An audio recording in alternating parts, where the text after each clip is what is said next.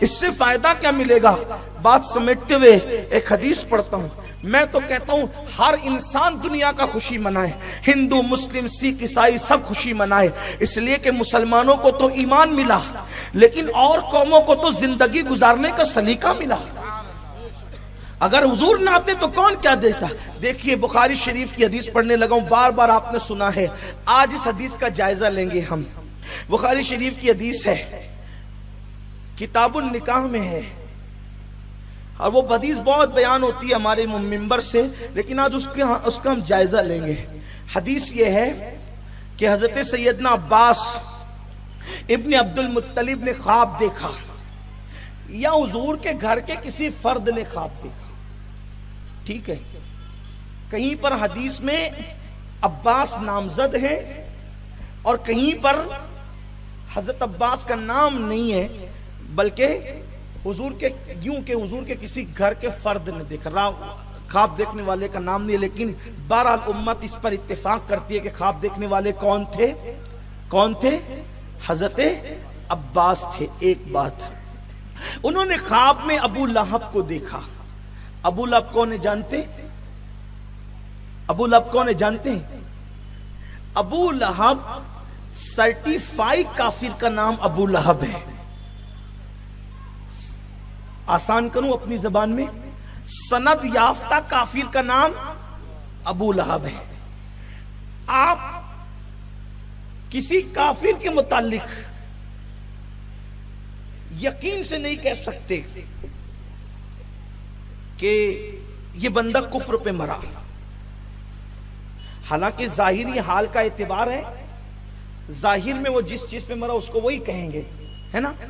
لیکن ایک بات بتا رہا ہوں آپ کو، ممکن ہے مرتے مرتے توفیق ہو گئی ہو اور اس نے کلمہ طیبہ پڑھ لیا، لیکن ابو لہب ایسا کافر ہے کہ جس کے کفر پر پوری قرآن کی ایک سورت گواہ ہے، تبت یدا ابی لہب. اور پھر اس کے جہنمی ہونے میں بھی کوئی شک نہیں ہے، کیونکہ اس کے جہنمی ہونے پر قرآن گواہ ہے. اس ابو لہب کو حضرت عباس نے خواب میں دیکھا، پوچھا او ابو لہب تیرا حال کیا ہے؟ اس نے جواب دیا کہ میں جہنم کے عذاب میں گرفتار ہوں. نبی سے دشمنی کرتا تھا صلی اللہ علیہ وآلہ وسلم، تو جہنم کے عذاب میں گرفتار ہوں. لیکن ایک خاص بات یہ ہے کہ جب پیر کا دن آتا ہے تو میرے عذاب میں کچھ کمی ہو جاتی ہے اور مجھے اپنی انگلی کو چوسنے کا موقع ملتا ہے، جس سے مجھے ٹھنڈا پانی مل جاتا ہے اور میں چوس کر کے راحت پاتا ہوں. آپ توجہ فرمائیں، یہ میں نے مفہوم پیش کیا حدیث پاک کا. اللہ اکبر. اب آپ مجھے بتائیں کہ ابو لہب کو یہ جو انگلی چوسنے پر جہنم میں جو ٹھنڈا پانی ملتا ہے، قرآن کہتا ہے لا بارد ولا کریم، جہنم کے اندر ٹھنڈا پانی نہیں ہے، لیکن جہنم میں ہفتے میں ایک روز نہیں ملتا. اگر آپ یہ کہیں گے کہ اللہ مہربان ہے ابو لہب پر، اللہ تعالیٰ اس کو دے دیتا ہے، تو پھر جمعہ کو کیوں نہیں دیتا؟ کیونکہ جمعہ تو سید الایام ہے. پیر کو کیوں دیتا ہے؟ وہ چوستا ہے تو پیر کو دیتا ہے، اور وہ ٹھنڈا پانی ملتا ہے، اس کو تھوڑی راحت ہوتی ہے، عذاب میں کمی ہوتی ہے. کیوں؟ اس کی وجہ بیان کی جاتی ہے کہ پیر کے دن آمینہ کے لال کی، میرے اور آپ کی آقا کی ولادت ہوئی، تو ابو لہب نے خوشی میں اپنی کنیز صہیبہ کو انگلی کے اشارے سے آزاد کر دیا. نبی کی ولادت کی خوشی میں انگلی کے اشارے سے آزاد کر دیا.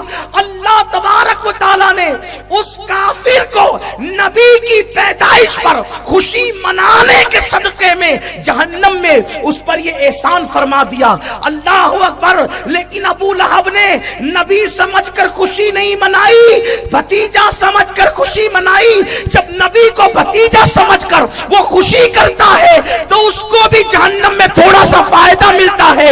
جو میرے نبی کو نبی اور محبوب خدا کو محبوب خدا سمجھ کر خوشی منائے، اللہ اس کو کتنا انعام عطا فرمائے گا.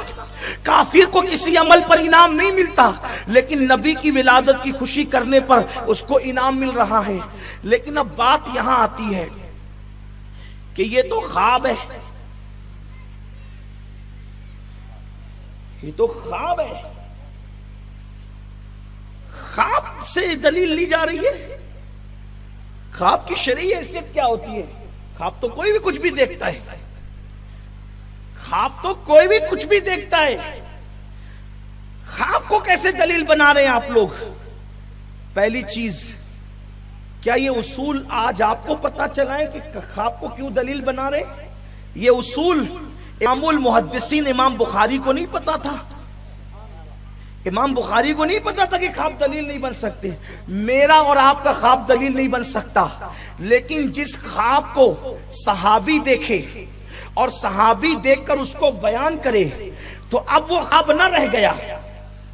توجہ آپ کی، صحابی جب خواب دیکھ کر خواب کو بیان کرتا ہے تب وہ خواب نہیں رہ گیا بلکہ اب وہ حدیث ہو گئی، اس لیے کہ اگر وہ قابل اعتبار نہ تھا تو صحابی اس کو بیان نہیں کرتا، لیکن صحابی نے خواب دیکھ کر اپنی زبان سے بیان کر دیا تو وہ حدیث ہو گیا۔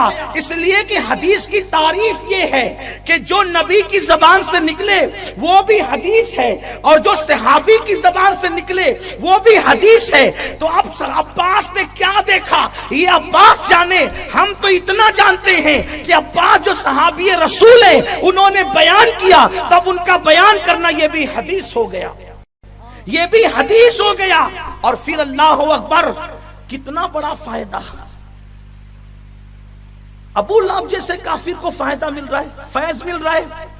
اس لیے تم بھی میلاد مناؤ، اپنے بچوں کو بتاؤ میلاد کیا ہے، حضور کی آمد کیا ہے، اور حضور علیہ الصلوۃ والتسلیم نے میلاد منانے والوں کو کیسا انعام دیا۔ اب بات آگے نہیں بڑھاتا، سمیٹ رہا ہوں، کیسا